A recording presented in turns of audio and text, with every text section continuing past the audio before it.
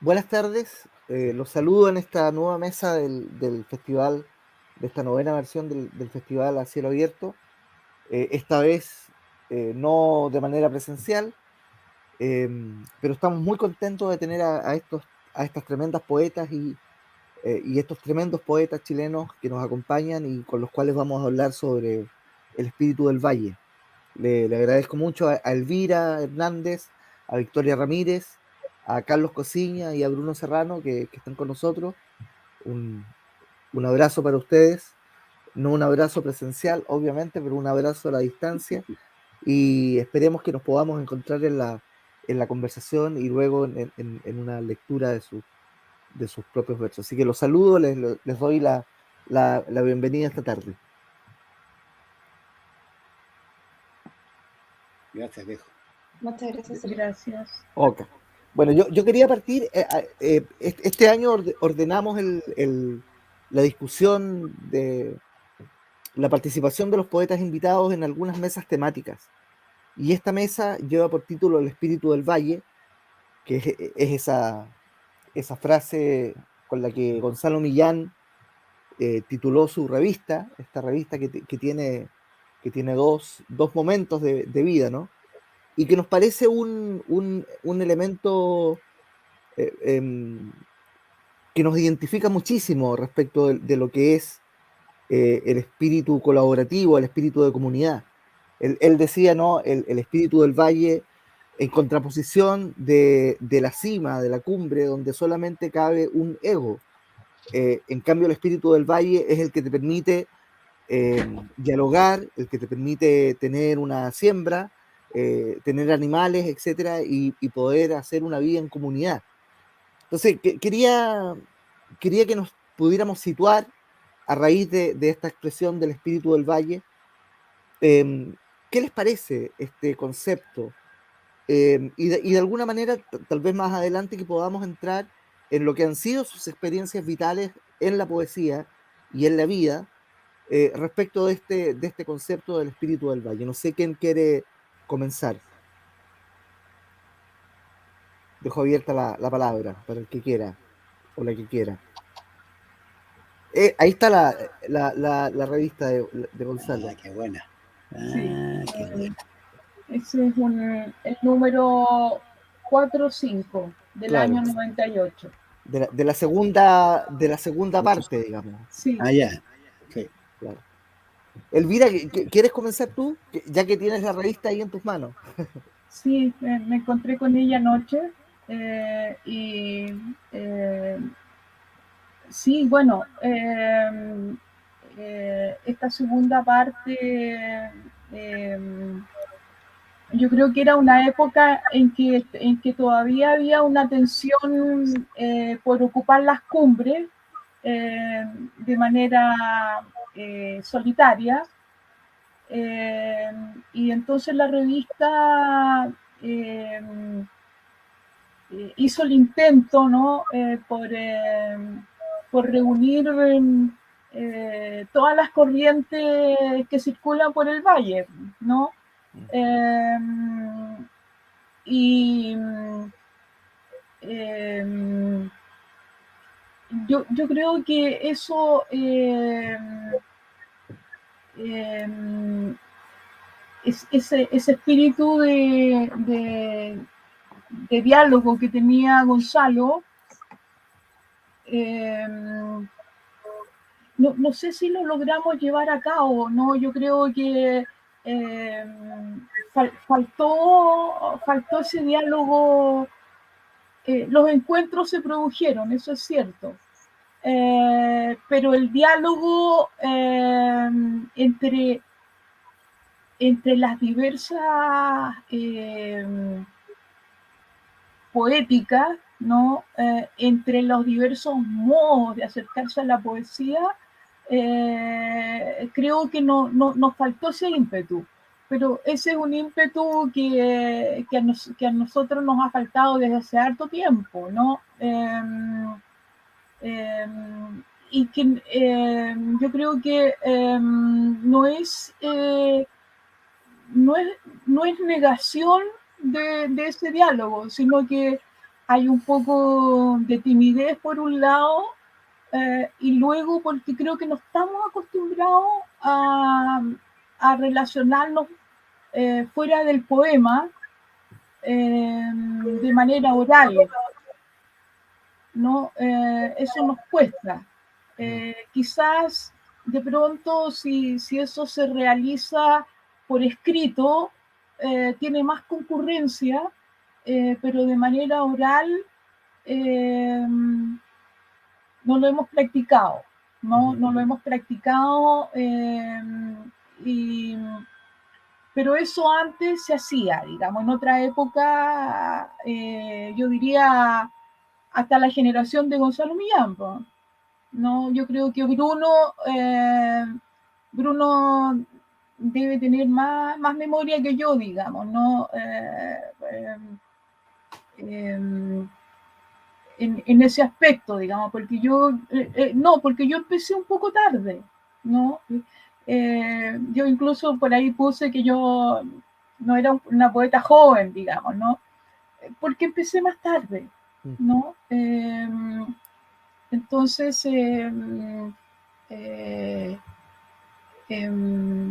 pero creo que hay en esa práctica de ese encuentro de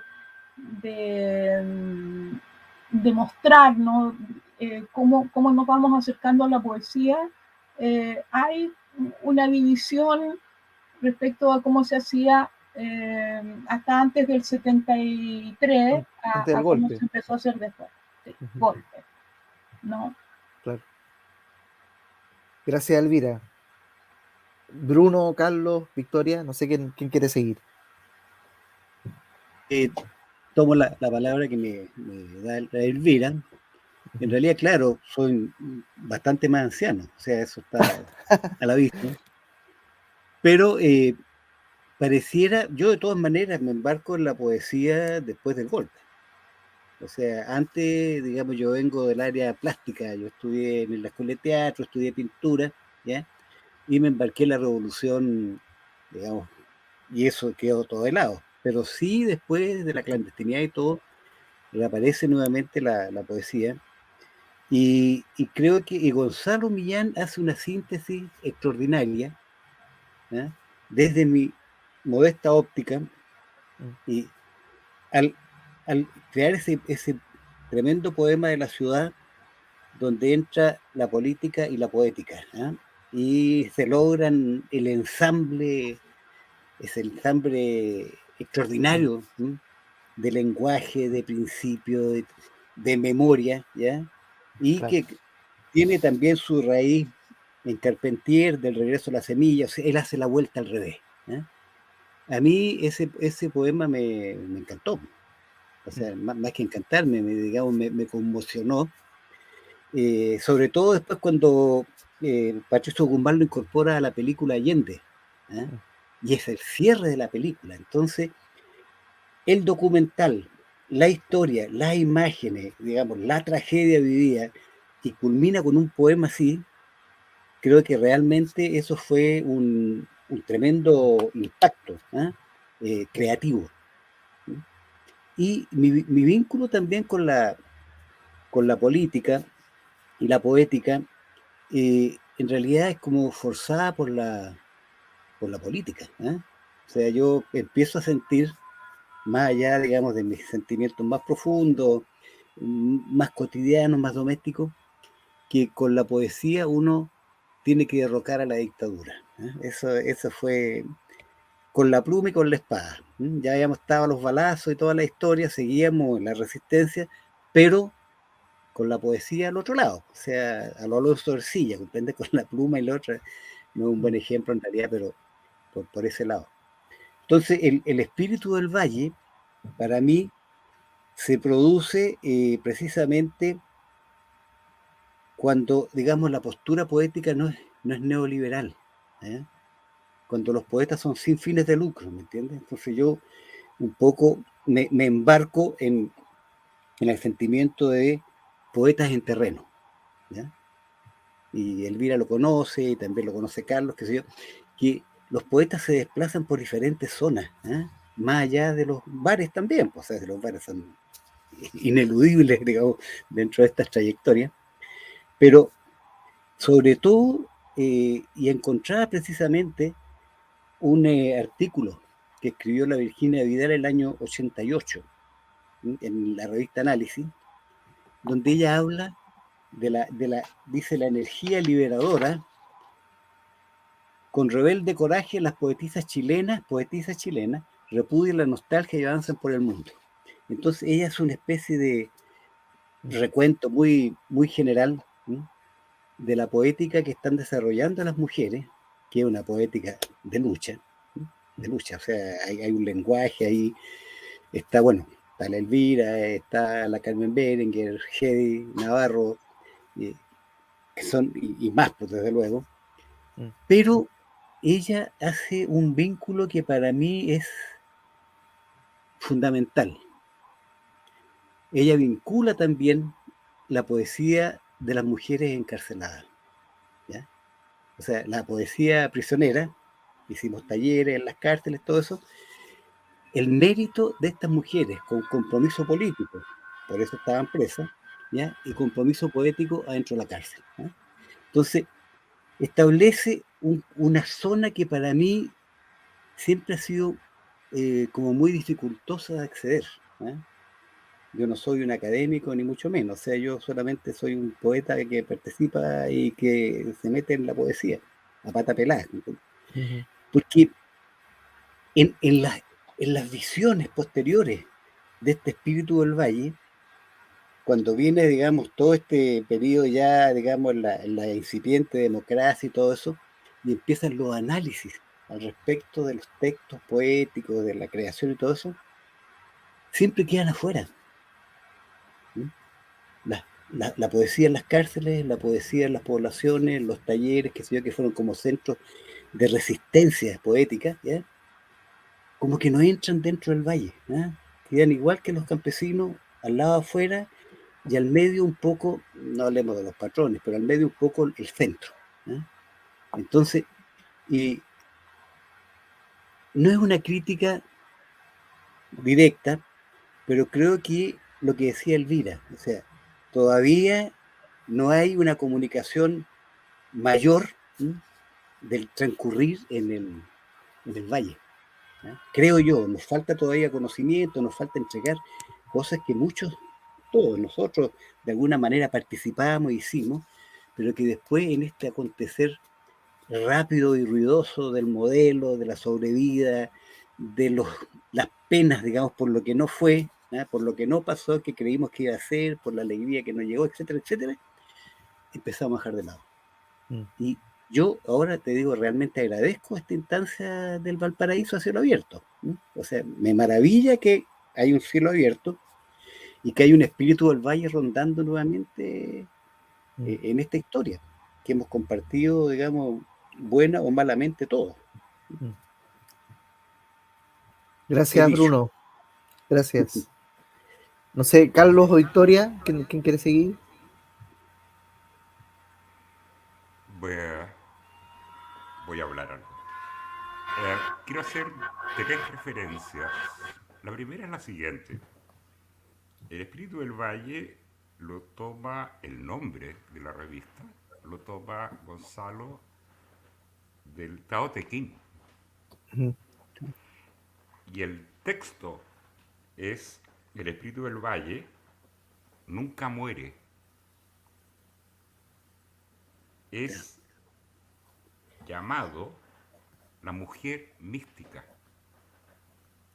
La puerta de la mujer mística. Es la raíz del cielo y la tierra. Continuamente parece quedar. Extráele y te servirá finalmente. Quería hacer esa referencia porque en la primera versión de la revista El Espíritu del Valle, el punto que Gonzalo Millán remarca es la unión o la convergencia de la poesía que se hacía en Canadá, en el exilio, y la que se hacía en Chile. Porque la tendencia que había en Chile era cerrarse sobre sí mismo. Y la cordillera y el mar se transformaron en vallas donde las cosas existían dentro y fuera. No solamente en el ambiente político, digamos, ¿ya? Sino que también eso se traspasaba a esta visión de los de adentro y afuera.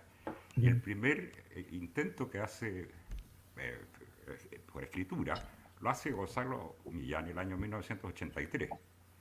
Y si bien es cierto, nosotros identificamos la revista con él, hay varias personas que están vinculadas a esa revista, y no solamente en Santiago de Chile, sino que en Ottawa, en Canadá, y empieza. Y eso tiene después repercusiones, por ejemplo, en las antologías que hicieron Calderón y Harris, las Calderón y Harris, ¿no es cierto?, en que empiezan a incluir más gente. Ahora, hay que entender que lo que el espíritu del valle que plantea Gonzalo Millán tiene que ver con romper cierta tradición que existía en Chile desde principios del siglo XX, en que había cumbres, ¿ya? Incluso aquel que las denostó o denunció como Parra también se transforma en cumbre, ¿ya? O sea, también se transforma en una cumbre. Y yo pienso que lo que se llama la generación de los 60, por darle un nombre, pero la escritura que se empieza a producir o a publicar después de los 50, más específicamente de los 60, ya empieza, por ejemplo, a utilizar un lenguaje que incorpora a la calle, incorpora a la población, incorpora a los obreros en su escritura, ¿te fijas? Y por el mismo ambiente de la época de los 60 en adelante, que tiene que ver con los impulsos revolucionarios de distintas fuentes, digamos, ¿ya? Varios, ¿ya? Ellos siempre parten de la base de la colaboración, ¿ya?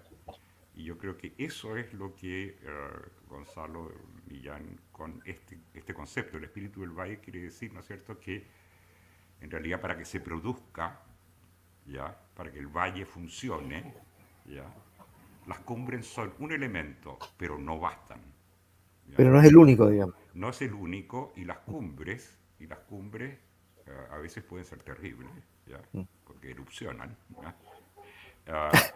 Pero también, ¿no es cierto?, existen porque existen los valles. Sin valle no hay cumbre. Sin valle no hay cumbre. Eso es. Y fíjate que lo que Bruno recién nombraba, que me parece bien notorio, es que mucho tiempo después empieza a reincorporarse o a incorporarse dentro del habla de la gente vinculada a la escritura, a la literatura, ¿ya?, la experiencia de aquellos que no estaban vinculados a los sistemas dominantes, entre ellos la universidad, ¿ya?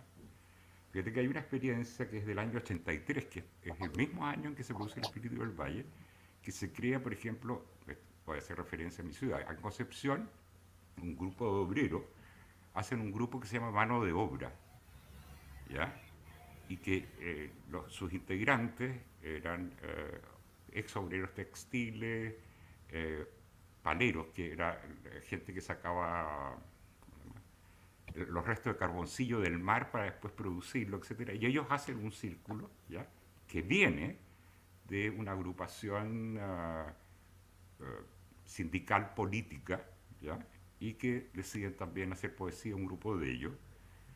E incluso después ellos mismos cuentan, ¿no es cierto?, que después son no rechazados, pero tratados con cierta desdén por los poetas, ¿ya?, los poetas más reconocidos, aunque estuvieran fuera de la institucionalidad, pero Claro. sí se mantenían como poetas.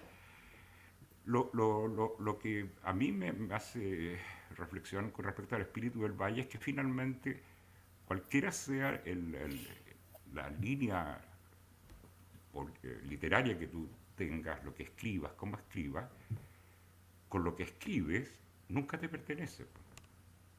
Es con la lengua.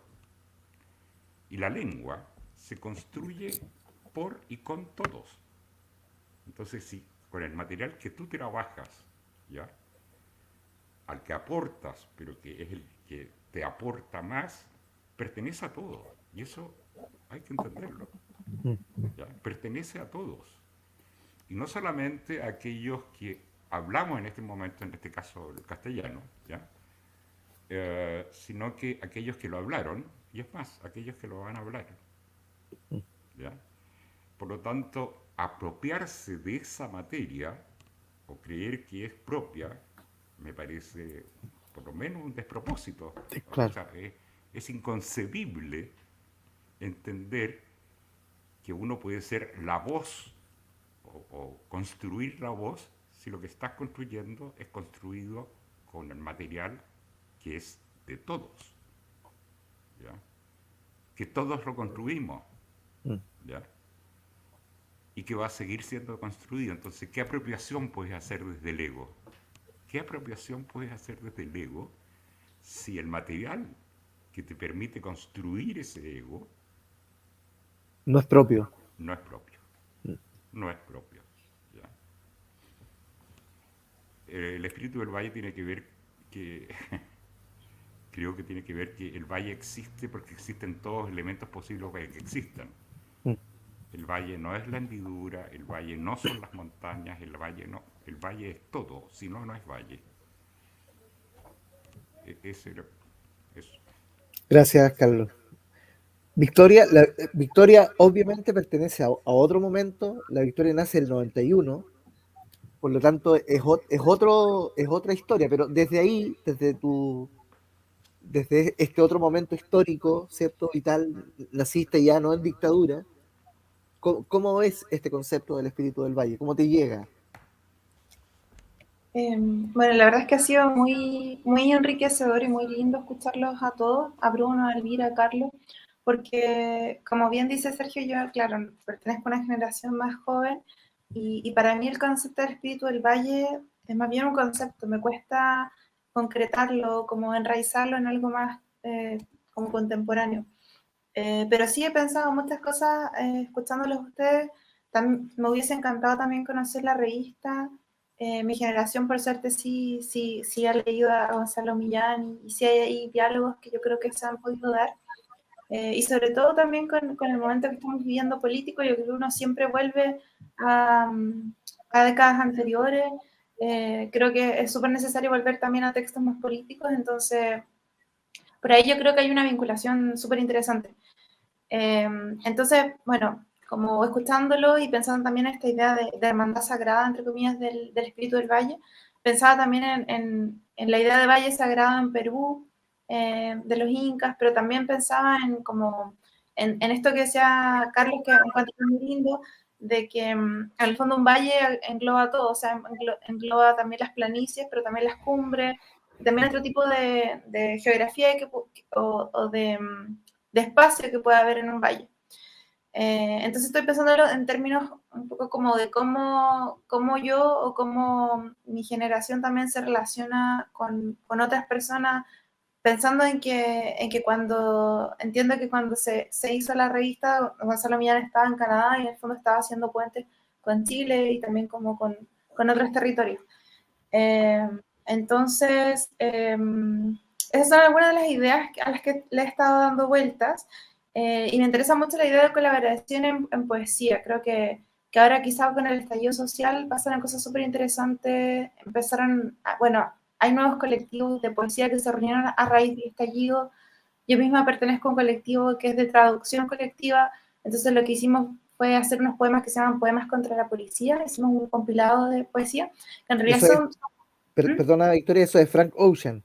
Sí, se llama un colectivo que se llama Colectivo Frank Ocean, y son, bueno, de traductores, poetas jóvenes que En el fondo lo que hicimos fue tomar poesía desde el portugués o desde el inglés o desde otro idioma, pero que resonaban mucho también con conflictos sociales que estaban pasando acá, post estallido, y hicimos un compilado, lo tradujimos colectivamente, y obviamente ahí también desapareció un poco la idea de autor. O sea, yo creo que esa era un poco la idea, como hacer un compilado que después se pudiera mostrar, y que no tuviera nada que ver con el ego de yo escribí esto, yo traduje esto, esto es mío. En el fondo, como salirse un poco de ese espacio. Entonces yo creo que eso creo que es lo que más me interesa de la idea de colaboración, pensándolo hoy en día, como cómo se puede hacer una poesía de la colaboración, o cómo podemos estar más interconectados unos con otros, no solo como a nivel de Chile, siento yo, o de regiones, sino que a nivel latinoamericano también. Creo que hace falta ese diálogo, y que lo perdimos un poco también por la pandemia. O sea, el hecho de que ya no se pueda ir a festivales, bueno, presenciales, o que recién se están retomando algunas actividades. Yo creo que hay un diálogo ahí que está medio suspendido, que se ha hecho obviamente online y que eso ayuda, pero que hay algo irreemplazable también, que es como lo físico. Yo creo que, no sé, hay algo muy latinoamericano también es necesitar eso físico. Yo creo que es como algo también que nos lleva mucho. Entonces, esas son como algunas de las cosas que pensaba en realidad a raíz más de escucharlo, y también con muchas ganas de ver la revista o de saber más. Acá, gracias, Victoria.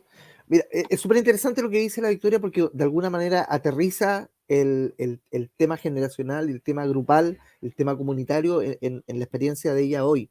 Entonces, me gustaría tal vez entrar un poco en el dominio de cada uno, y que nos cuenten un poquito.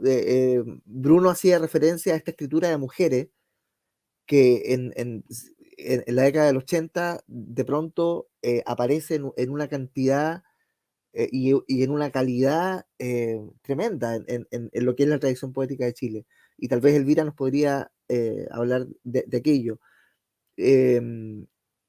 Carlos está también en Concepción, está vinculado a algunos grupos de poesía como En Vez o El Fuego Negro, en los que participaste. Entonces, cuéntanos un poquito de ese momento.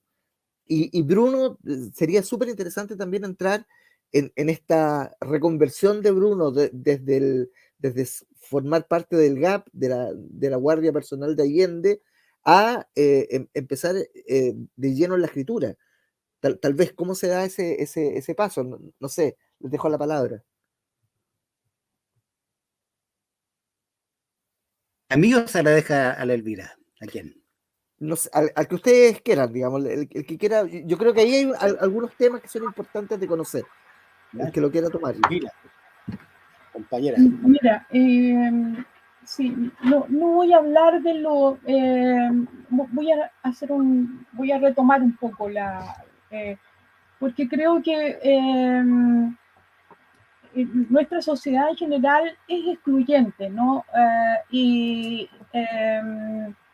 Si bien es cierto de que los movimientos de arte y la poesía siempre surge a partir de un movimiento de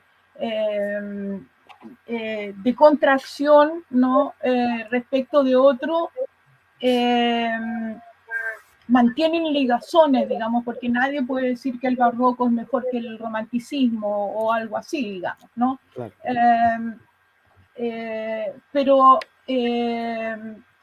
cuando Gonzalo está afuera, se produce una decisión, yo creo que lo vamos a recordar, entre lo que era la poesía que estaba afuera y la que estaba surgiendo acá, digamos, ¿no? Que parecía que esta poesía resistente acá era en verdad la que tenía peso. Y lo otro, como que había desaparecido el mapa, y esto tomaba la escena, ¿no? La escena. Luego, yo no participé prácticamente, si bien es cierto de que estuve en todo lo que hicimos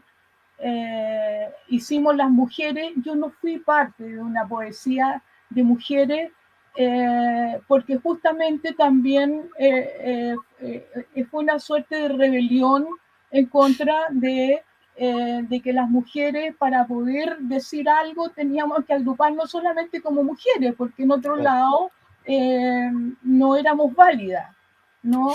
Entonces yo no, de hecho nunca había estado, nunca mi identidad poética la proyecté a partir del género, ¿no? El género pasó a ser una,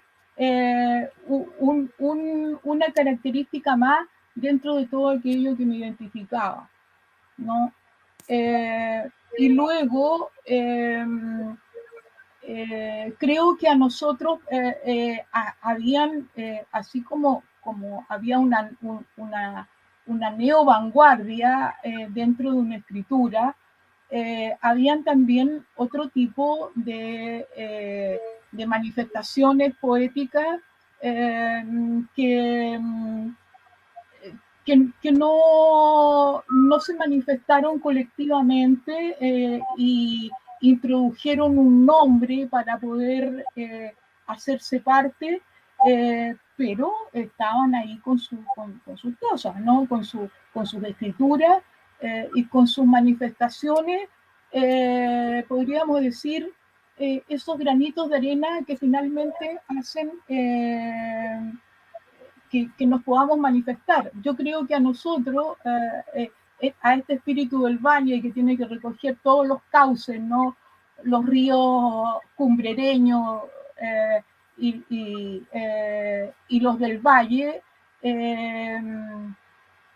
le ha faltado siempre el trabajo de canalización, ¿no? Y en eso yo creo que no hemos sabido, y que eso es ¿cómo se llama? En el fondo, el desarrollo del aparato cultural, ¿no? Del aparato cultural que tiene que contribuir a que cada uno de esas manifestaciones y de esas colaboraciones puedan irrigarse a través de la sociedad, ¿no? Y yo creo que, bueno, una revista cumple esa función, ¿no? De repente los colectivos también la cumplen en el sentido de que son polos de difusión, ¿no? En pequeños lugares. Pero creo que en eso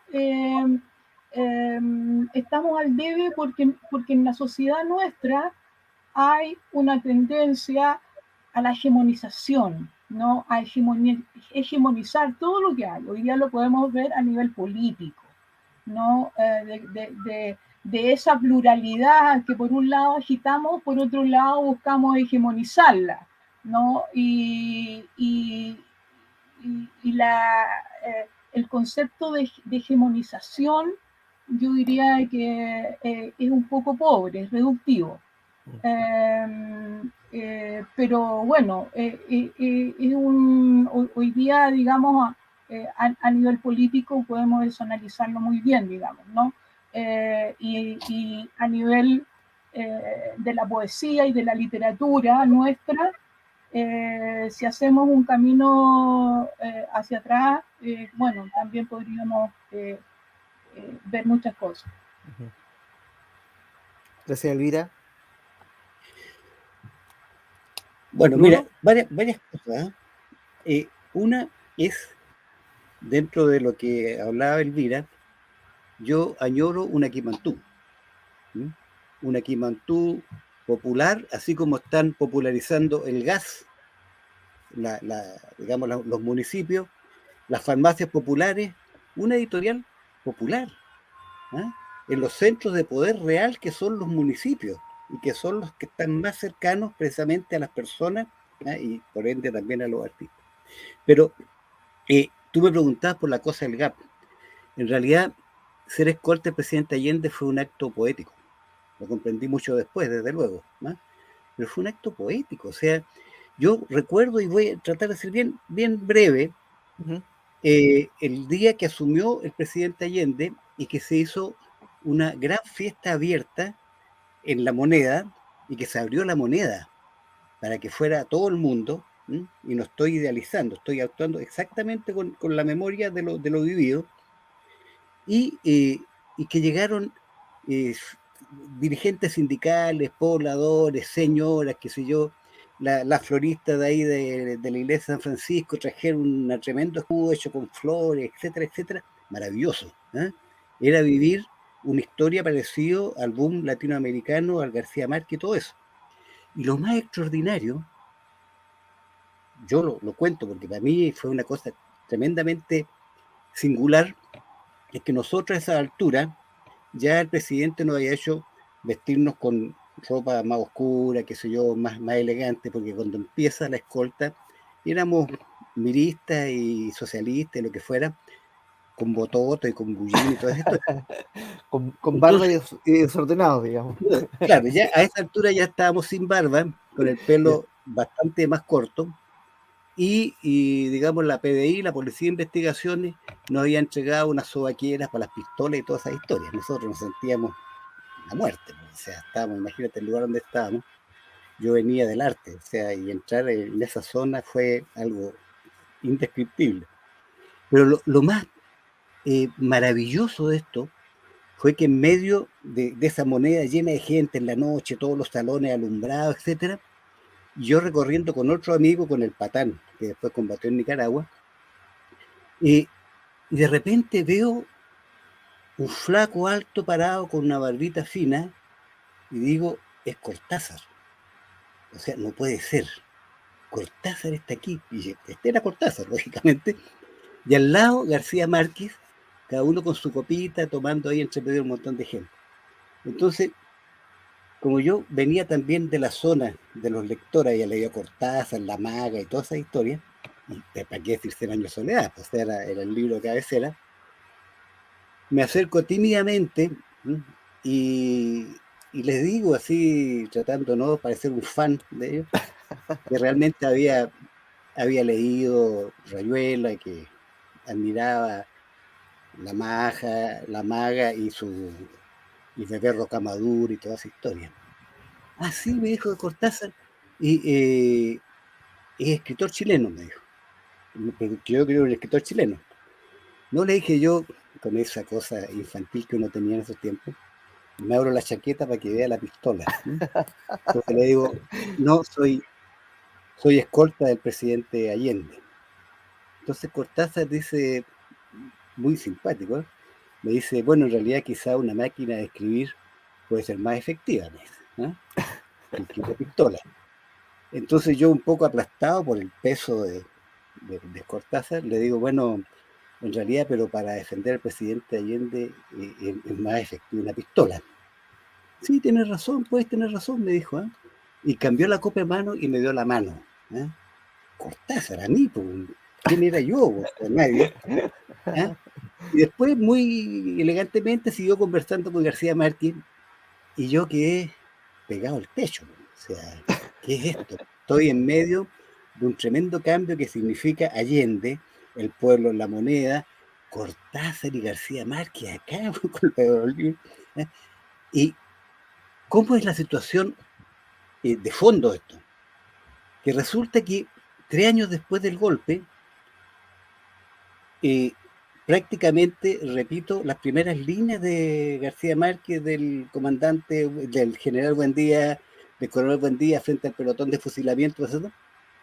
Y yo 3 años después, frente al pelotón de fusilamiento, más o menos en las mismas condiciones. O sea, no podía no ser poeta después de todo lo vivido.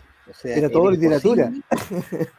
No podía salir fuera de literatura, o sea, no podía ser economista, ni mucho menos. Entonces, ese fue una especie de embarcarse hacia esa zona de una manera realmente no concebida jamás. Yo nunca pensé que iba a vivir por esos lados, ni tampoco las rutas que iba a seguir posteriormente. No sabía tampoco que iba a caer en la poesía en profundidad, ni en la literatura y todo eso. Y eso, y entonces, lo que decía la Elvira, todo esto del adentro y el afuera, de la poesía de los libres y de los encarcelados, ¿ya? la poesía de los marginales y de los que están al centro. Esto no es descalificativo, ¿eh? Yo trato de entender esto. O sea, realmente yo fui militante del MIR, qué sé yo, estuvimos en la resistencia, todo eso, ¿ya? Y no reniego en lo más mínimo de lo que hice. Pero no pertenezco a esta altura a ningún partido, a ninguna secta, ni religiosa, ni pagana, ¿ya? Pienso con mi propia cabeza y siento con mi propio corazón, ¿ya? O sea, si a alguien le rindo algún tipo de culto es a la poesía, es a la gente buena, es a la gente sincera, todo eso, pero no estoy en ninguna iglesia, ¿me entiendes? O sea, yo no tengo ninguna respuesta prehecha ni del Kremlin ni de ningún lado, ¿sí? Ni de ninguna revolución buena, mala o mediana, ¿ya? Entonces, creo que la poesía lo que hace en este caso en mí es entregarme lo más preciado que es para las personas, que es la libertad, ¿sí?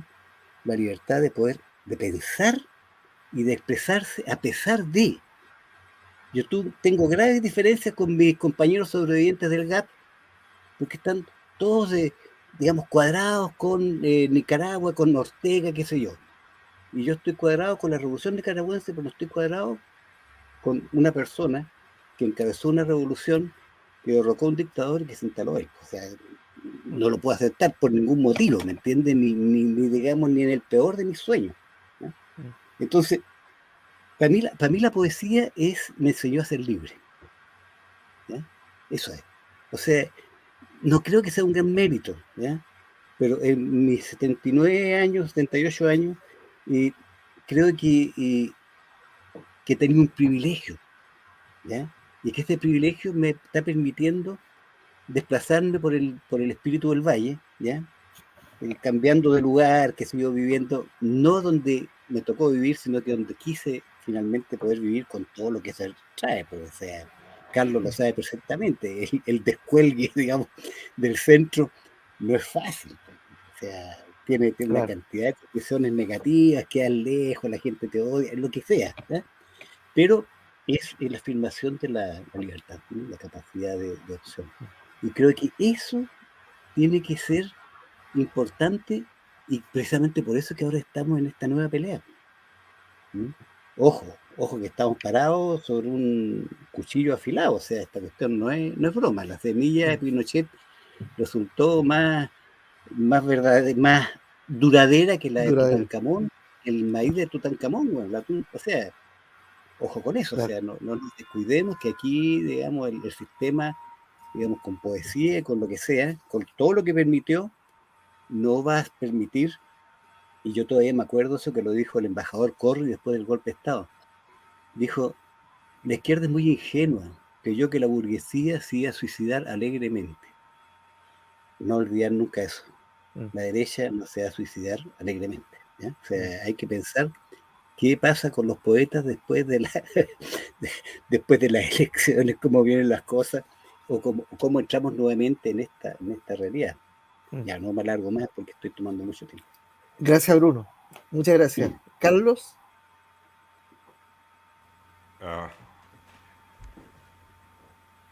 Fíjate que voy a retomar algo que dijo Elvira en la primera intervención de ella. Habló de la voz.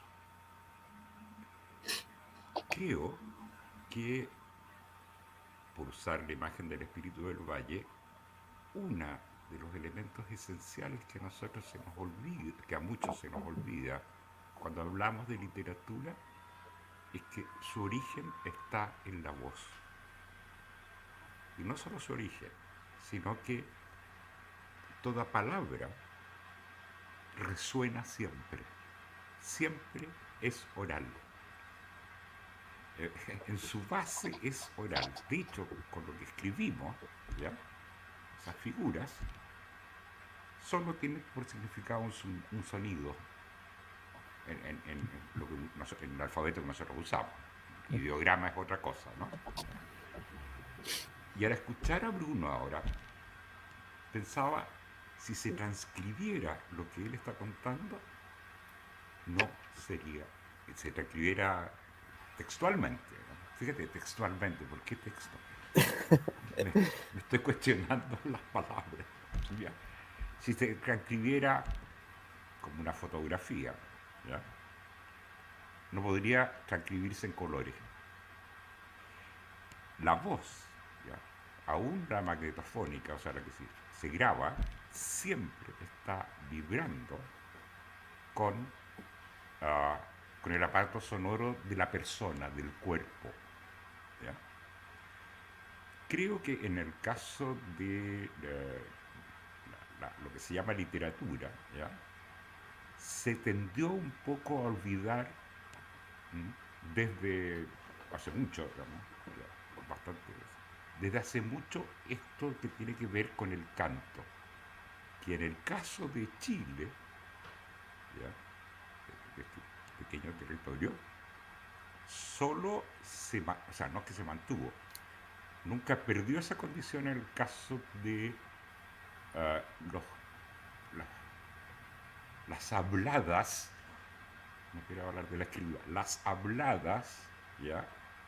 De comunidades que tenían, o que tienen, ¿no es cierto?, una tradición que no se asocia a lo que nosotros habitualmente llamamos escritura.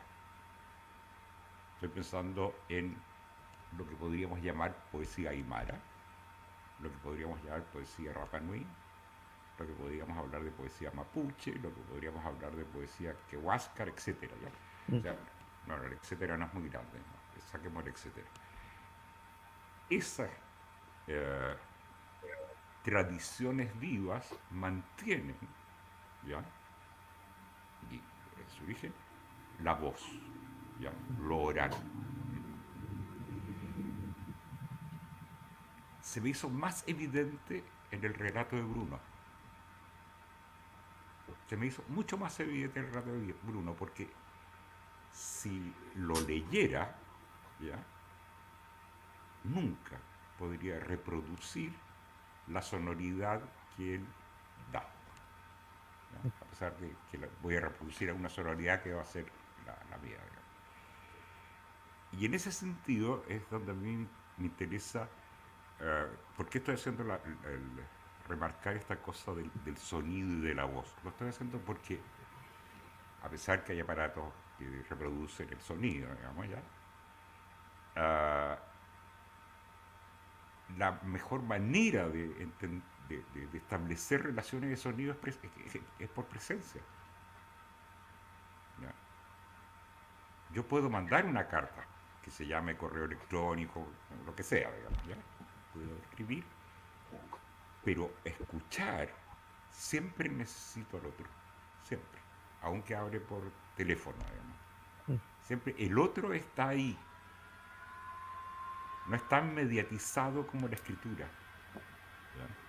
Por eso que a veces es muy bueno, o a mí me gusta escuchar a los poetas leer sus poemas, aunque desde una perspectiva de la dicción, etcétera, etcétera, lean mal o se enreden.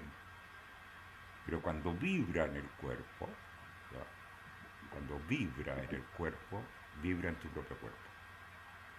Cuando tú lees, simplemente vibras tú. Y a propósito de eso, para terminar, de hecho, el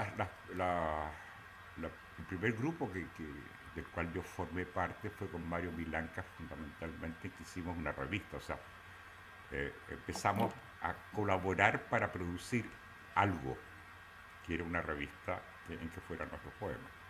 Y después con Nicolás Miquea, después del golpe de Estado, de ese golpe de Estado, porque había varios, ojo, de ese golpe de Estado, hicimos otra revista que se llamaba En Vez, pero era por lo siguiente, la necesidad o el deseo, más que nada, el deseo de hacer circular los textos que nosotros mismos estábamos produciendo y aquellos que nos interesaban particularmente, hacerlos circular, obliga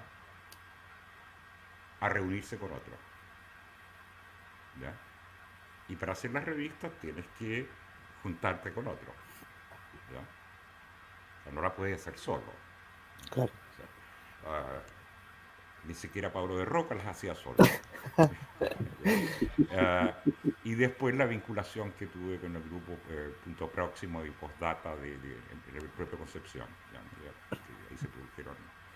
Quería hacer una acotación más a propósito de esto.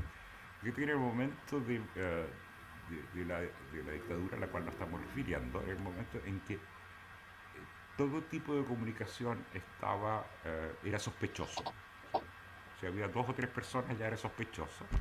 Sin embargo, y aquí quiero llegar a hacer una pequeña señal, ¿no? Muchas veces me preguntaron, o nos han preguntado, oye, y cuando tú te juntabas con tal persona, ¿cómo se comunicaban? Porque tienen puntos parecidos en lo que han escrito. Y a muchas de esas personas, si alguna vez nos comunicábamos, era por cartas que se demoraban bastante, etcétera, etcétera, cartas, ¿no? Otras veces no nos conocíamos personalmente, ni siquiera por carta. Y es porque, ¿cómo se explica estas coincidencias aparentes? Ahora, Elvira yo la conocí a fines de los 80, a mediados de los 80, ¿ya? Pero había leído sus cosas en el 83, creo que cuando aparece la Argentina, que llegó, y sin embargo había coincidencias con cosas que yo estaba haciendo, y todavía hay, ¿ya? Y es que se produce una especie de vasos comunicantes invisibles en la sociedad, ¿ya? En que lo mejor es la relación personal, título de Gonzalo Villán, ¿ya? Lo mejor es la relación personal. Sin embargo, como estamos inmersos en una sociedad, existen relaciones, ¿ya?, de las cuales nosotros no somos conscientes, o se nos hacen conscientes después, ¿ya? Y la forma en que esas relaciones se producen es por el lenguaje. Y ahí es donde la lengua es más sabia que cada uno de los que nosotros usamos. Cada uno de nosotros que la usa, ¿ya? Las personas que la usamos. ¿Por qué? Porque cada elemento de la lengua y su combinación lleva la carga de otros. Lleva la carga de otros. Es una especie de, a nivel individual, cuando los actos fallidos, los lapsus, etcétera, etcétera, tú rápidamente los identificas. Es que hay actos fallidos y lapsus que son generales, y esos aparecen en la lengua. Y por eso la construcción del yo, ¿ya?, es como te insertas tú en ese colectivo, ¿ya? El yo se construye como una selfie, ¿ya?, cuando es un yo extremo. Pero el yo se construye como una foto grupal cuando tú te relacionas con los demás, ¿ya? Entonces, si tú miras, por ejemplo, los libros que... Bruno tiene un libro, ¿no es cierto?, que se llama Exilios, que lo hizo con Montalegre, ¿no es cierto?, que conversan como por espejo, pero más allá de eso, la literatura se construye como un colectivo. Tú puedes destacar a alguien, ¿ya?, pero, o puede ser muy destacado, etcétera, etcétera, pero es un colectivo. Hasta en los deportes que son individuales siempre hay alguien que recoge las pelotas. O sea, no existe el único. No existe. La literatura la hacemos así. Ahora, que hay cosas que a mí me gustan más, estoy de acuerdo. Pero es solo una opinión. Es una selfie. Eso. Gracias, Carlos. Victoria. Sí, ¿ahí me escuchas? Sí. Sí, bueno, estaba pensando también en la oralidad, lo que decía Carlos, pero también hay algo que me quedó dando muchas vueltas, que es una idea que deslizó Elvira cuando decía cómo ir contra la hegemonización, que pensaba, qué loco que en esta época donde hay, entre comillas, uno siempre piensa en la diversidad de cosas que hay, estamos luchando contra la hegemonización, o sea, las elecciones que hay ahora es un poco hay una pugna contra, como un derecho a la diversidad contra la hegemonización, o sea, nuestro enemigo de alguna forma es el que quiere hegemonizar. Y también desde esa pregunta desprendía un poco la idea de cómo ir contra la institucionalización también de la poesía. Y ahí estaba pensando justamente en una idea que también, bueno, le he escuchado a Mario Montalbetti, a este poeta peruano, pero también a varios poetas, que es esta idea como de la poesía un poco fuera del sistema, que claro que es una idea romántica, pero yo creo que también muchas veces se lleva a cabo, o sea, es algo que no da nada de dinero, que quienes lo hacemos casi, bueno, siempre por amor al arte un poco, y que también aspira, yo creo que a una idea de sociedad que siempre está, no sé, como siempre esas expectativas no se cumplen totalmente, entonces siento que ahí lo englobo un poco también con lo que decía Bruno respecto a la libertad, como en el fondo lo que permite que la poesía nos acerque a la libertad es justamente porque no nos está poniendo condicionamientos económicos u otro tipo de cosas. Y yo creo que si realmente ganáramos dinero por esto o si realmente, no sé, tuviera otro sistema, quizá ya no sería tan libre, entre comillas. Y pues como pensando un poco en eso, yo quizá hoy día estoy como muy concreta, entonces estaba pensando en como esta idea de cómo ir contra la hegemonización, en el fondo cómo incentivar la diversidad. Había pensado también en lo que decía Bruno respecto, por ejemplo, a una editorial como lo que fue Kimantú. Obviamente estamos en otra época, pero también había pensado en el regreso a una comunidad más oral, que creo que en general la poesía en Chile tiene mucho que aprender de la poesía de pueblo originario. En particular la poesía mapuche siento que es algo muy a la mano ahora, que también hay muchos exponentes, y a mí personalmente es donde más encuentro, no sé cómo decirlo, de alguna forma esperanza en la sociedad, como pensar que si nos acercamos a una relación con el entorno que tenga que ver más con esa visión de mundo, siento que podríamos ser como una mejor sociedad. Entonces, creo que esos son los puentes al menos que en este momento me interesan, y porque siento que son también los que más necesitamos, sobre todo por el espacio de paréntesis que significó la pandemia, que fue como un replantear de todo, o sea, replantear tanto las prioridades como personales como las prioridades como país. Y en eso estamos también. Entonces también esta idea decía Carlos, por ejemplo, esta idea de yo lo tomo un poco como que nosotros escribimos porque también respondemos a una época y esa época se refleja también en la lengua, o sea, viceversa. Nos reflejamos en la lengua, pero también es porque hay una época en nosotros que pertenece a eso. Y creo que muchas veces tampoco nos damos cuenta, o sea, lo que se escriba de aquí en adelante o lo que ya se ha escrito, creo que no hay forma de entender bien lo que está pasando hasta que mucho más adelante quizá podamos verlo. Como con esa altura de miras en el fondo de entender la panorámica de cómo, por ejemplo, cómo todo el acontecer político de lo que está pasando ingresa en la escritura de una u otra forma, a pesar, puede uno no estar escribiendo eso, pero creo que igual va a llegar sí o sí. Entonces, sí, eso, me quedé pensando en también algo que dijo Elvira ayer, justo en la premiación del Premio Iberoamericano Pablo Neruda. Es un discurso muy lindo que ella hablaba de que la lengua, su lengua también era un híbrido, no solamente como de como una lengua occidental, sino también de una lengua más originaria. Entonces yo creo que estamos un poco en dirección a ese rescate, por lo menos yo siento que eso es lo que más me interesa. Creo que como que ese, no sé, siento que por ahí va el enfoque también de pensar como vasos comunicantes o un diálogo más abierto. Creo que espero que como que nos dirijamos allá, porque también pasa que como estamos a menos de un mes de las elecciones, a veces también siento que todo podría ir en retroceso. O sea, por eso es tan difícil de repente hablar de como ideas que a veces son más abstractas cuando la realidad de alguna forma te está golpeando la puerta y te está diciendo como, oye, igual tienes que preocuparte de ahora, porque si no te preocupas de ahora puede ser que se nos pase como, no sé, se nos pase el tren de alguna forma o que, no sé, que haya una catástrofe, que es como lo que pasaría, yo creo que si saliera a casa. Ujú. Gracias, Victoria. A propósito de eso, eh, del momento político, pero también del momento del habla, de la poesía nuestra, ¿son optimistas o no? ¿Cómo ven lo que viene en los dos ámbitos, digamos?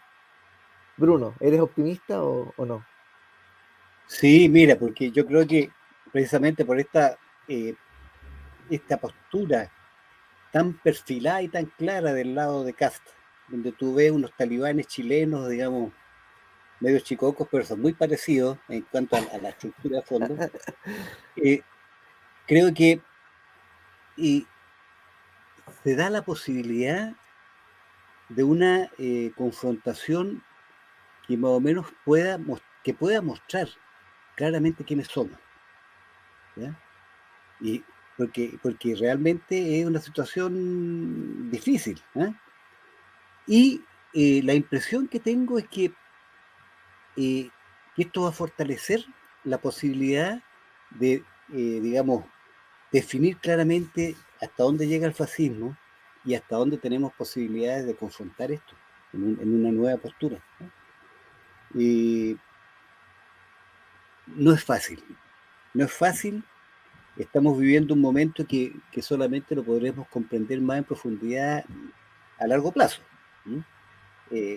Nos pasa como cuando antes no quiero ser escandaloso en esto, como antes del golpe, o sea, estaba que venía el golpe, que no venía el golpe, ¿eh? Hasta que de repente llegó, cosa que seguramente no se va a producir ahora, pero que sí tiene, digamos, un aroma muy parecido en cuanto a las posturas, ¿ya? Claro. Aquí, digamos, no va a ser fácil esto. Y creo que también se va a producir se está produciendo un momento muy fuerte creativo, ¿ya? Que es como ocurre en estas situaciones, digamos, que son como contradictorias tan fuertes, ¿no? Y es creativo a este lado, o sea, el otro lado nunca ha sido muy creativo, que digamos, y aquí se le nota, pero pienso y escuchaba a Victoria y pensaba, ¿quién eligió tu nombre, Victoria? ¿Tu papá o tu madre? ¿O lo eligieron juntos? Ay, perdón, creo que mi mamá. Sí. ¿Ah? Mi mamá, porque mi papá quería que fuera más suave, entonces creo que le puso Paz. Por eso me llamo Victoria Paz. Pero mira la Victoria en definición de los paz. padres, ¿eh? El padre quería que se llamara Paz y la madre que se llamara Victoria. Ahí hay una lucha de género, o sea, está clarita, dos visiones, dos visiones de mundo, y yo estoy de acuerdo que te llames Victoria, ¿eh?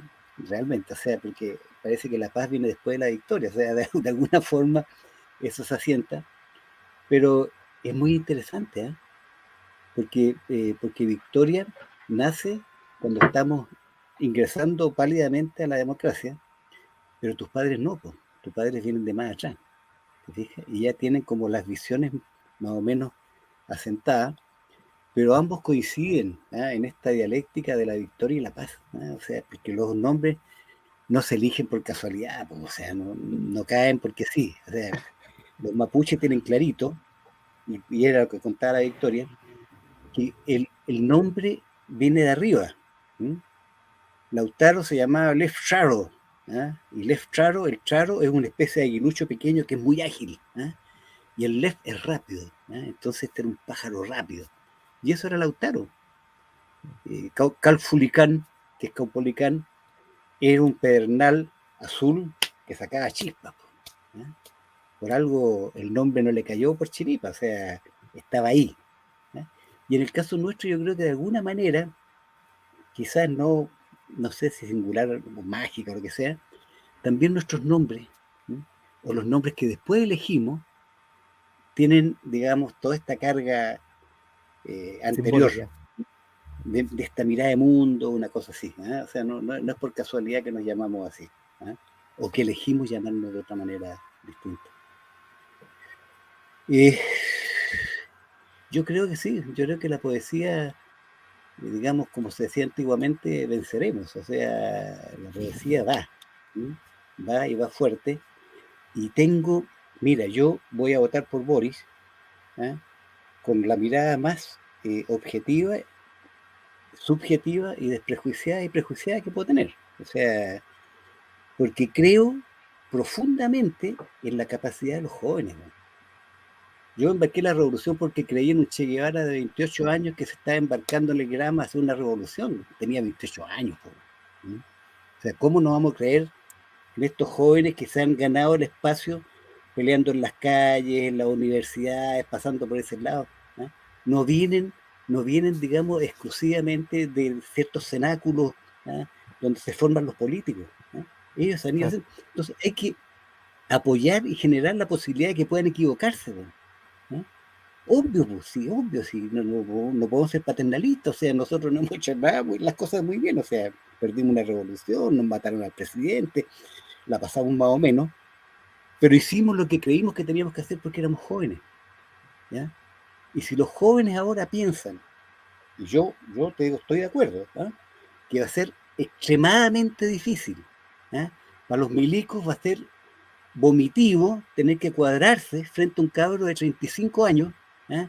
Que les tiró piedra en las calles, los escupió y toda la cosa, pero van a tener que hacerlo, ¿me entiendes? O sea, el sistema va a crujir como un barco en la tormenta, un galeón en la tormenta que se hacían pedazos de repente, y a lo mejor se hace pedazos, pero es la opción, ¿ya? De verdad, o sea, y yo creo, mira, los jóvenes van a hacer esta segunda revolución no a balazos como creímos nosotros que había que hacer, ¿no? Esta va a ser con inteligencia, poesía, con fuerza, con credibilidad, con todo eso, ¿no?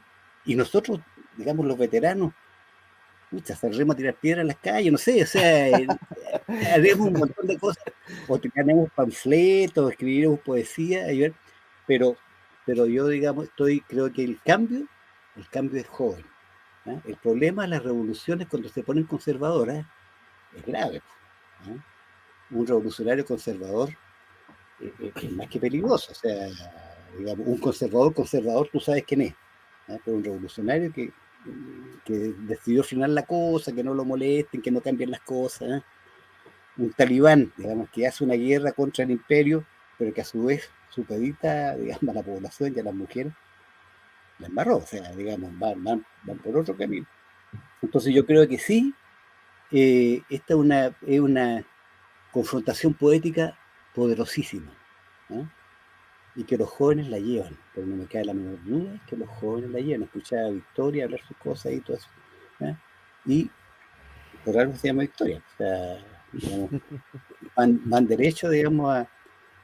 Imagínate un país gobernado por gente de 35, 38, 40 años, ¿no?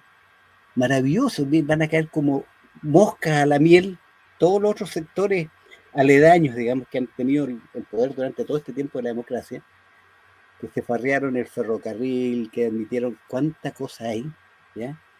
Y veamos qué pasa ahora, de verdad, o sea, es una tremenda y extraordinaria oportunidad.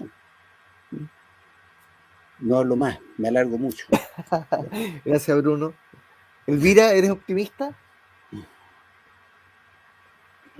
Optimista en términos poéticos, sí, claro. O sea, después de Nicanor Parra se produjo una liberación muy grande, ¿no?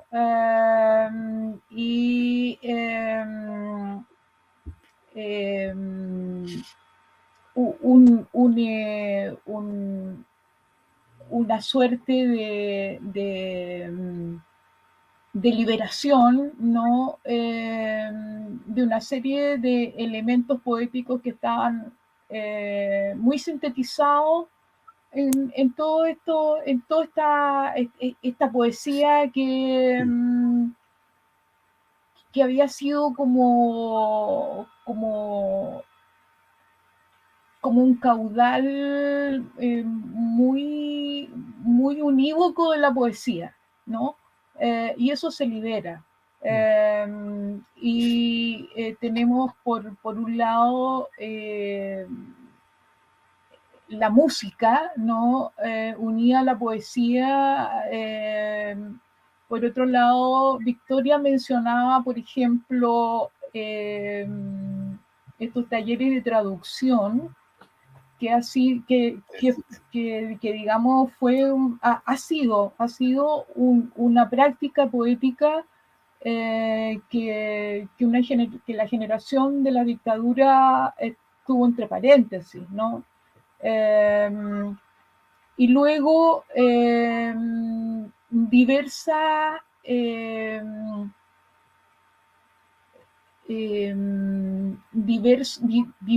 diversos perfiles de la escritura que van desde lo más lírico, ¿no? Hasta lo más antipoético, en una suerte de gradación, ¿no? De grado.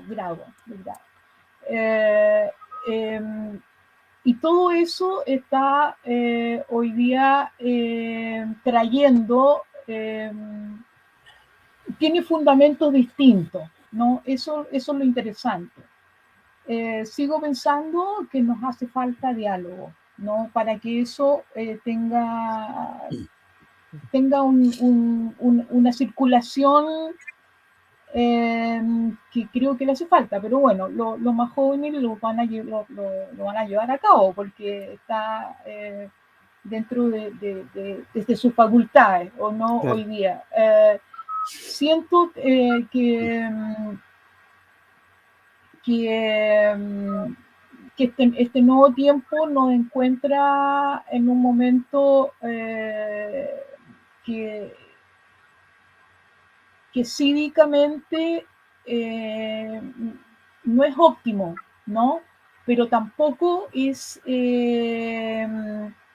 está en un grado de debilidad tal que el sistema de la democracia que hemos logrado conseguir no pueda seguir adelante. Claro. ¿No? Pero siento que eso está pidiendo el concurso de todos nosotros de manera urgente, o sea, declarándonos en alerta, ¿no? Y donde hay que romper, porque, bueno, una de las características de todo este sistema cultural fue crear una suerte de estanco, digamos, ¿no? En que la cultura está dándose vuelta en sí misma, el sistema económico también se da vuelta en sí mismo sin mantener mayores relaciones. Yo creo que hoy día tenemos algo que yo creo que es lo que está poniendo en juego todo junto y que es la Asamblea Constituyente, ¿no? O sea, yo creo que ese es un punto donde finalmente todo esto que está en diversos cajones se tiene que unir porque es el lugar donde se están dando esas discusiones. Así que yo siento que estamos en un momento en que no hay que dar un paso hacia atrás, sino que dar un paso hacia adelante. Gracias, Elvira. Carlos, ¿eres optimista?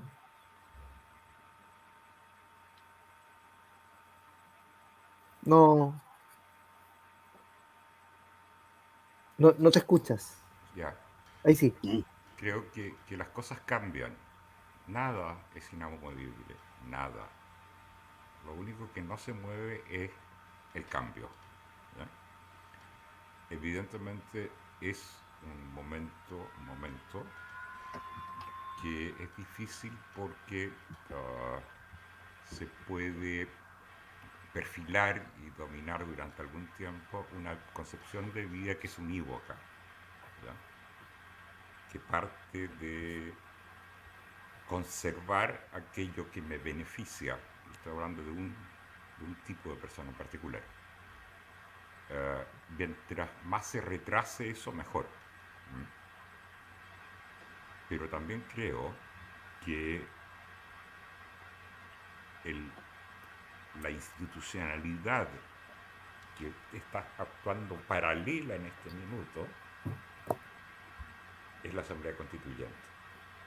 esa institucionalidad, porque es institucionalidad, va a crearse a sí misma. ¿Ya? Y yo creo que en lo que mueve esa Asamblea Constituyente y su base es la posibilidad que tenemos de que situaciones como la que estamos viviendo en este minuto sean menos posibles que se produzcan, no digo que desaparezcan, ¿ya? Pero el crujir, todos los crujires son buenos, ¿eh? El crujir que hay en este minuto, en este momento, ¿ya? Es una reproducción de un sistema que se está quebrando sin ninguna duda. Claro. Que se está quebrando como estructuras de poder, digo, ¿no? En ese sentido. Aparecerán otras en que quienes tienen el poder de dominar, no estoy hablando del poder político, sino que el poder que sostiene el poder político, Claro. van a tener que adaptarse. No te digo que los van a eliminar, van a adaptarse, ¿ya? Con menos fuerza. Y una sola mención con respecto a esta cosa de la juventud. Si algunas personas caracterizan a la juventud como que se equivocan, que no tienen experiencia. Mira, la experiencia es que uno sabe que se va a volver a equivocar. Esa es la experiencia, ¿ya? Y el derecho a equivocarse, me parece usar una palabra rarísima, inalienable. El derecho a equivocarse. Y si tú miras a todos los que les gusta esa historia, en el caso de Chile, de América, esa historia imaginaria, pregunten la edad que tenían los fundadores de las patrias. ¿Qué edad tenían los fundadores de las patrias de todas? Estoy hablando de muchas. Todos 25 años, 23 años. Y yo tengo varias veces 25 años, pero también quiero fundar una patria. Claro. Eso. Gracias, Carlos. De nada. Victoria, ¿eres optimista? Victoria Paz. Yo creo que optimista en la poesía soy bien optimista, o sea, creo que estamos viviendo un momento súper interesante donde hay mucha gente que escribe, no necesariamente gente que publica, eso me parece igual interesante, mucha gente que se junta a leer en talleres o a escribir, pero eso no necesariamente se transforma en libros, a veces sí, pero a veces no, entonces creo que también tiene que ver un poco con la posibilidad de querer, no sé, expresarse y que no siempre se tenga que concretar en una publicación. Creo que igual me sumo a lo que ya han dicho respecto al momento que poéticamente se está viviendo. Creo que están apareciendo cosas muy interesantes. Por ejemplo, en poesía documental creo que hay como una beta súper interesante, todavía no tan explorada como podría ser. También creo que la poesía, en particular la poesía mapuche, creo que ahora está, no sé, en un momento muy rico donde, no sé, también es muy alta la calidad, entonces creo que eso es súper interesante, como que hay una densidad que creo que está apareciendo, o que siempre ha estado, pero que ahora veo muy claramente en algunos libros, que eso me parece súper interesante. Entonces, bueno, también la posibilidad de publicar, ahora hay muchas editoriales pequeñas que publican poesía, no es tan difícil como antes, entonces creo que todo eso hace que el sistema esté relativamente sano, a pesar de que obviamente con la pandemia fue súper difícil para las editoriales sobrevivir y para la cadena libre en general. Pero algo que es interesante, aquí quizá me voy por las ramas, pero que ahora tanta gente compre, por ejemplo, clásicos, yo creo que igual habla un poco de que la gente se está dando el tiempo para poder leer otros libros que quizá en otro momento no lo había hecho, y es justamente por esta pausa que creo que nos obligó la pandemia. Entonces, en síntesis, como respecto a lo poético, yo creo que va en una dirección súper interesante. Yo al menos estoy como muy fascinada por eso, y hay mucho que leer, en realidad es como que ya no hay tiempo, ese es el problema es el tiempo, no es tanto como que no hayan buenas cosas que leer. Y respecto al acontecer político, en verdad es bien complicado, es complejo. Yo no sé si tengo tanta fe en la generación joven. O sea, obviamente sí, porque además mi generación, justo a mí me tocó vivir el movimiento pingüino cuando estaba en primero medio, después el movimiento universitario del 2011, y después ya, bueno, todo lo que vino después, movimientos feministas, etcétera. Entonces me siento, como que de alguna forma siento que es como las personas que se están candidateando, en particular Boric y como su equipo, son gente de mi edad, que en el fondo, que probablemente nos vimos en marcha. Entonces, lo que me pasa ahí es que siento que obvio que hay una oportunidad súper importante, y yo espero que sea así, pero también hay mucho peso detrás, o sea, lo que se está jugando es importante. Entonces, de alguna forma me tranquiliza también lo que decía Carlos, que obviamente hay derecho a equivocarse. Espero que también que sea una posibilidad, porque si no estaríamos un poco perdidos. Quiero pensar que el camino, el mejor camino. Obviamente yo creo que todavía hay una huella súper grande de la dictadura, que incluso yo no nací en dictadura, pero la siento súper presente y tengo miedo también.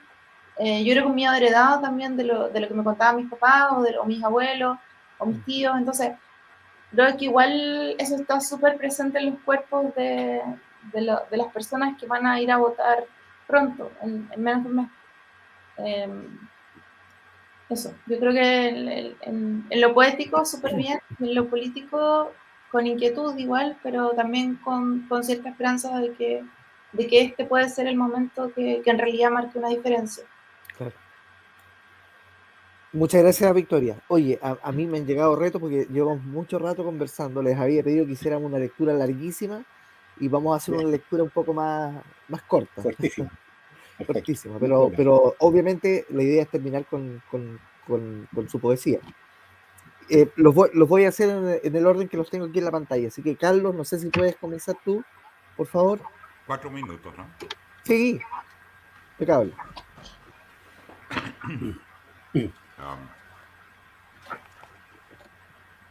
Voy a leer 4 cosas que pertenecen a un libro que se está construyendo. Se está construyendo, yo lo estoy ejecutando, que se llama Estado de Materia. Las máquinas de sobrevivencia, como los helechos, en su complicada simpleza, mueven las piezas, émbolos y cadenas en paz, en pos de los elementos para transformar las energías. Aún así, es necesario tocar y escuchar para reconocer en las vibraciones el sonido y las músicas de los objetos en su densidad, en sus elementos periódicos, en la luz dorada del sodio.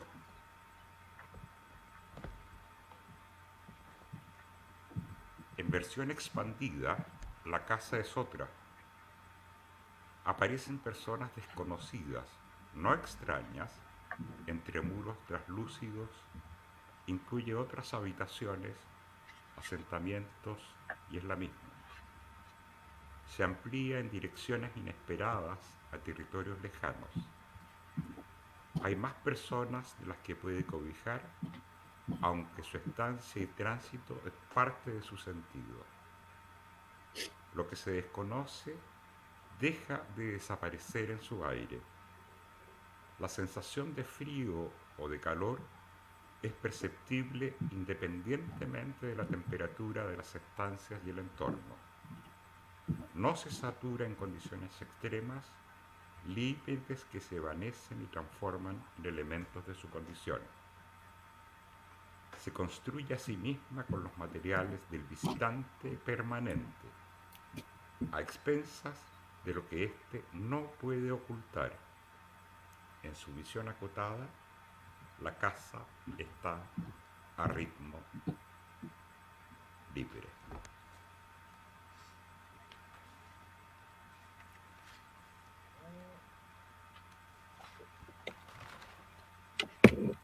Es tan indispensable ser como esa persona que cosecha con delicadeza. La belleza es un acto mínimo de sobrevivencia, un gesto sutil para depositar un fruto en un canasto. Los brazos y las manos activas transforman el objeto en deseo. La posición del cuerpo permite equilibrios momentáneos y coordinados que, si se escucharan, serían sonidos en sincronía con el vuelo y nadar por espacios anhelados. El acto de recoger conduce a un paisaje marginal, sin centro, sino en la acción que se realiza desde una segunda o más antigua conciencia. Toca o inicia un ciclo o más que se reiniciarán muchas veces después, como antes ya ocurrió. Pero ahora es un acto único, espléndido, inédito. Y para final,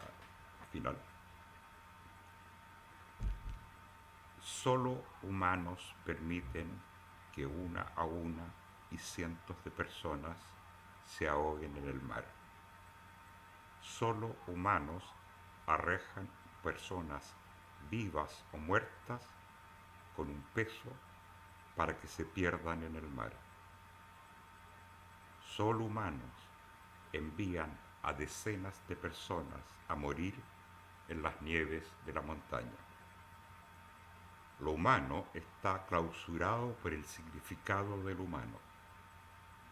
No importa cuántas veces una operación se aplique al cuerpo, pues no hay forma de escapar del humano, de salirse del humano. Se es víctima de una ilusión desgarradora.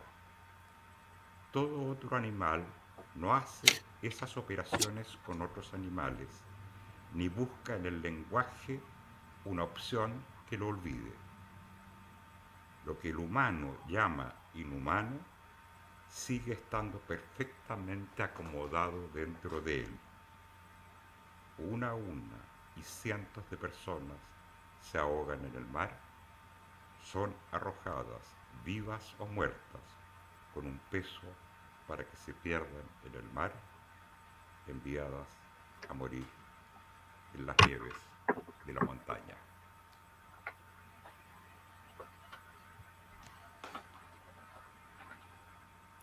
Muchas gracias, Carlos. Victoria, ¿puedes ir tú, por favor?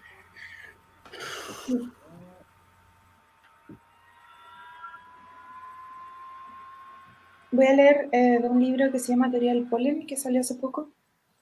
Cada especie tiene una forma determinada de propagación para asegurar la sobrevivencia. Las semillas de araucaria se recolectan en marzo y abril, para luego sembrarse en sustrato de corteza de pino. Las semillas de avellano se siembran en invernadero y su germinación dura 4 meses. Las semillas de ruil se recolectan en febrero y se remojan en solución de ácido giberélico por un día. La pasionaria, en cambio, se remoja en agua tibia y se siembra de inmediato sobre una combinación de tierra y arena. Su germinación mejora al verter el jugo de la pulpa del fruto fresco. Están hechos el uno para el otro. El ácido del jugo rompe la cubierta de la semilla.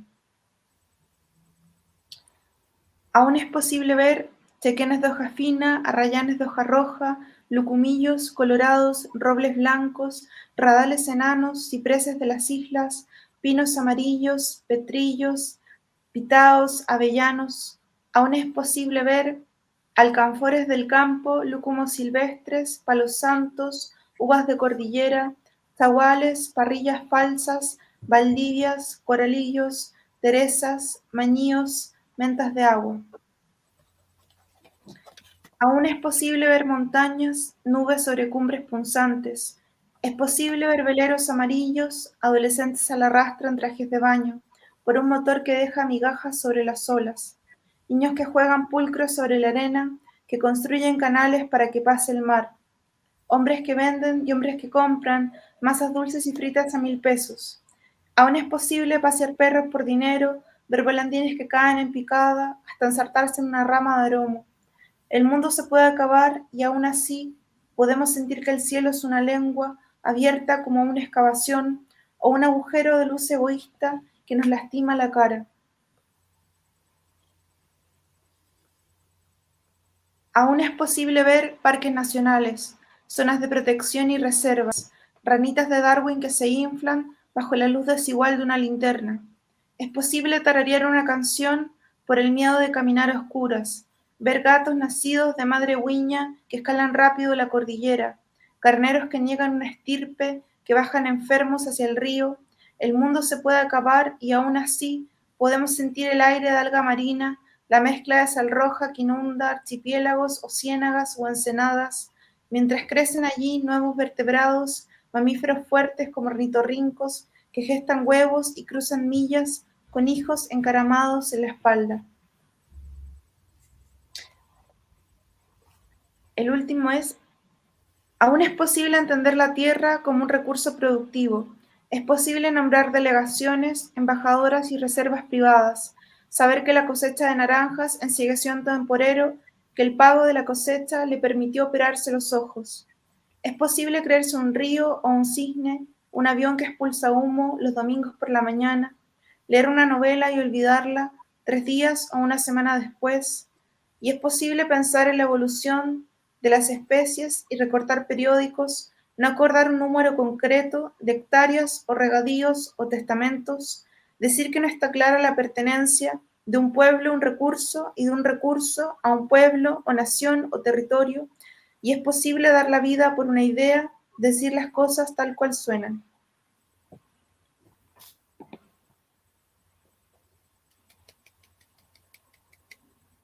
Gracias, Victoria. Bruno, ¿puedes ir tú? Ya. Al tiro.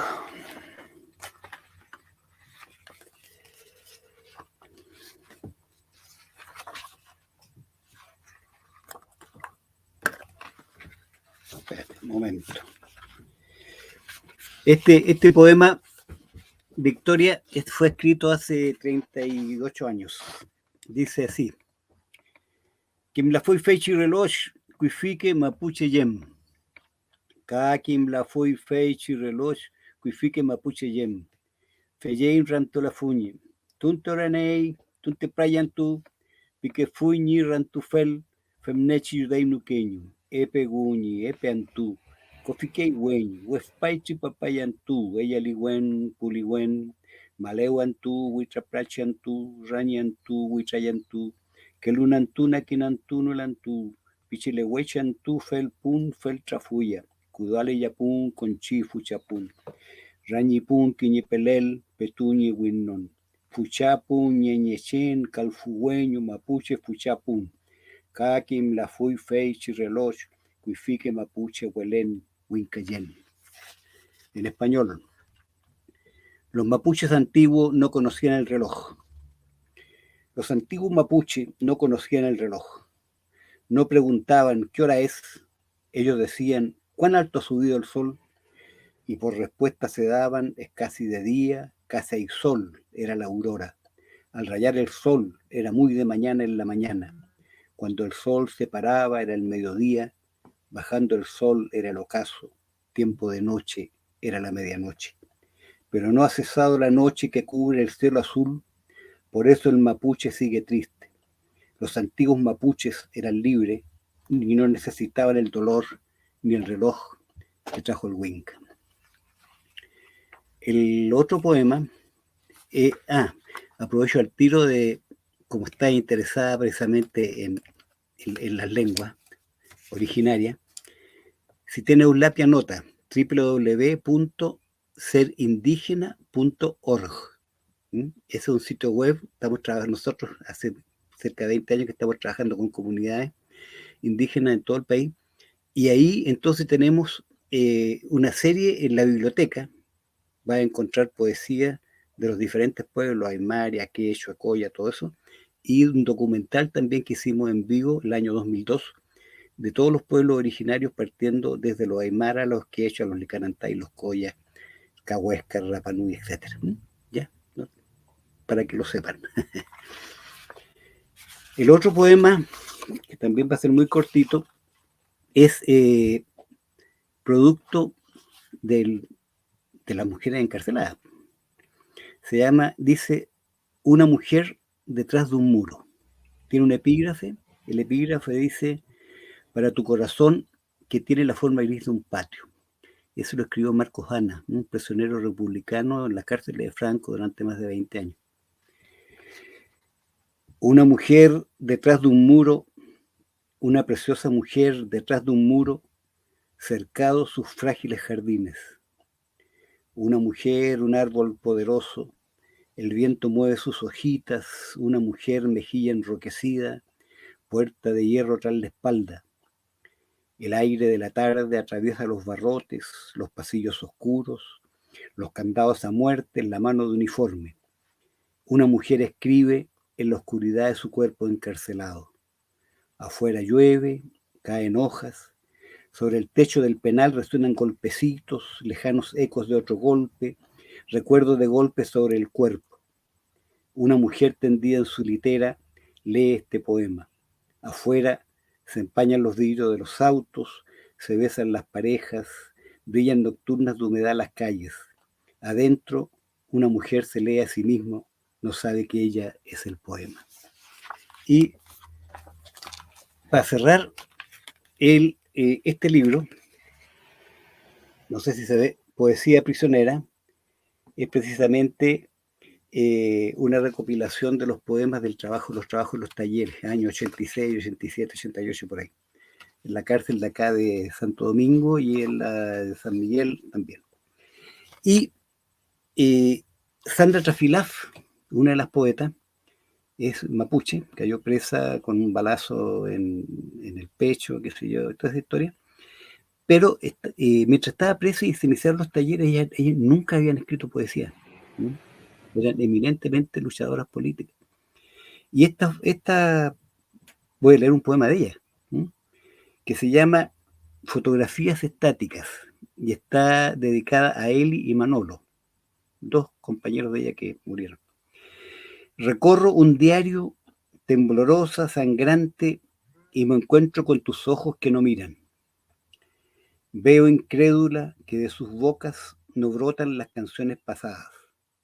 El lápiz se desespera, tarja la palabra muerte y el poema estalla en 1000 pedazos. Poesía carcelaria. He dicho.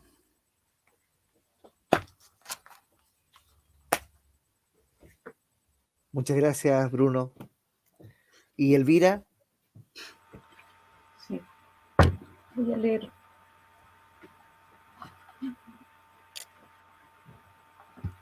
Desclasificación.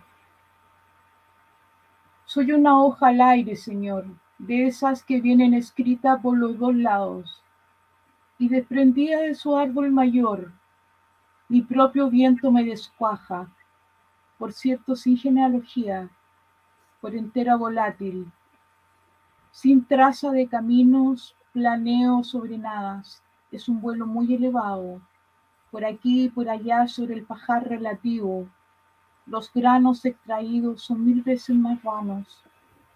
No creo que lo note, Señor. Mi hoja se está cargando de sangre. Mantención del seto vivo. La ligustrina se mantiene en pie, compacta, inamovible.